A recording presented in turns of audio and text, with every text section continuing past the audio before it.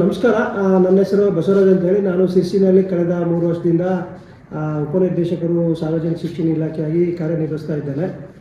ನನಗೇನು ಇವತ್ತು ನಾನೇನು ಹೇಳಿಕ್ಕೆ ಹೋಗ್ತಾ ಇದ್ದೀನಿ ಅಂತ ಹೇಳಿದರೆ, ಧನುಷ್ ಶೆಟ್ಟಿ ಮತ್ತು ಅವರ ಟೀಮು ಒಂದು ಅತ್ಯುತ್ತಮವಾಗಿರ್ತಕ್ಕಂಥ ಒಂದು ಪ್ರಯತ್ನವನ್ನು ಮಾಡಿದೆ. ಅದೇನು ಅಂತ ಹೇಳಿದರೆ, ನಮ್ಮದು ಸಿರ್ಸಿ ಇದನ್ನು ಮಲೆನಾಡಿನ ಹೆಬ್ಬಾಗಿಲು ಅಂತ ಕೂಡ ಕರಿತೇವೆ.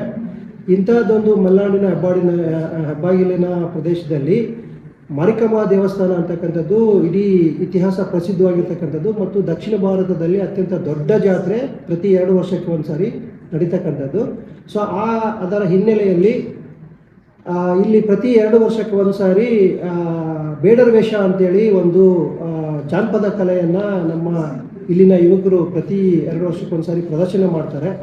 ಈ ಪ್ರದರ್ಶನ ಕಲೆ ಇದೆಯಲ್ಲ, ಇದು ಅತ್ಯಂತ ಅದ್ಭುತವಾಗಿರ್ತಕ್ಕಂಥದ್ದು ಮತ್ತು ನಾವು ನೋಡಿದಂಗೆ ಎಲ್ಲೂ ಯಾವುದೇ ಗ್ರಾಮೀಣ ಭಾಗದಲ್ಲಿ ಇರದೇ ಇರತಕ್ಕಂಥ ಒಂದು ಕಲೆ ಇದು. ಈ ಕಲೆಯನ್ನು ಉಳಿಸಿ ಬೆಳೆಸಿ ಅದನ್ನು ಪೋಷಣೆ ಮಾಡಲಿಕ್ಕೆ, ಅದನ್ನು ಮುಂದಿನ ಪೀಳಿಗೆಗೆ ಕೊಡಲಿಕ್ಕೆ ಈಗೇನು ಧನುಷ್ ಶೆಟ್ಟಿ ಅವರ ಟೀಮ್ ಇದೆಯಲ್ಲ, ಇದು ಪ್ರಯತ್ನ ಮಾಡ್ತಾ ಇದೆ. ಅದರ ಜೊತೆಗೆ ಇದು ಒಂದು ಗಂಡು ಮೆಟ್ಟಿನ ನಾಡು ಮತ್ತು ಗಂಡು ಮೆಟ್ಟಿನ ಕಲೆ. ಆ ಕಲೆಯನ್ನು ಒಂದು ರೀತಿಯಲ್ಲಿ ಆರಾಧನೆಯ ರೂಪದಲ್ಲಿ ನಮ್ಮ ಇವತ್ತಿನ ಯುವಕರು ಮಾಡ್ತಾರೆ.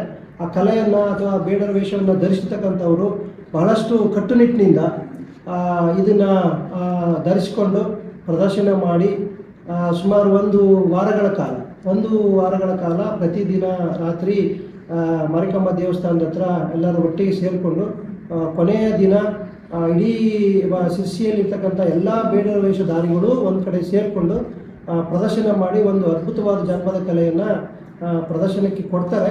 ಮತ್ತು ಅದನ್ನು ಉಳಿಸ್ಲಿಕ್ಕೆ ಬೆಳೆಸಲಿಕ್ಕೆ ಅವರ ಟೀಮ್ ಎಲ್ಲದೂ ಪ್ರಯತ್ನ ಮಾಡ್ತಾ ಇದೆ.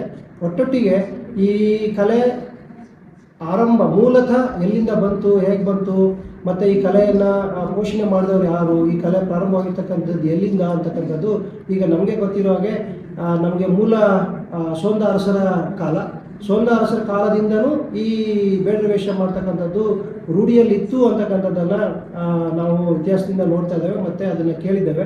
ಸೊ ಆ ಪ್ರಯತ್ನವನ್ನು ಧನುಷ್ ಶೆಟ್ಟಿ ಮತ್ತು ಟೀಮ್ನವರು ಅತ್ಯಂತ ಖುಷಿಯಿಂದ ಮತ್ತು ಅದನ್ನೊಂದು ಆರಾಧನೆಯ ರೂಪದಲ್ಲಿ ಮಾಡ್ತಾರೆ.